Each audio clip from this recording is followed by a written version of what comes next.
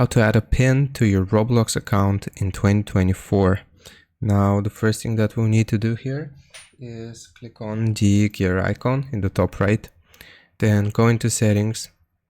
Now, from the settings page, you will go into parental controls here near the bottom, and you will see this parental pin is disabled. When the setting is enabled, the pin must be provided before changing settings.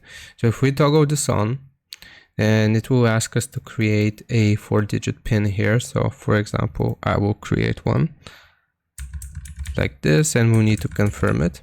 And if we click on add, it's going to ask us for a 2-step verification. So we will go to our email address just to confirm.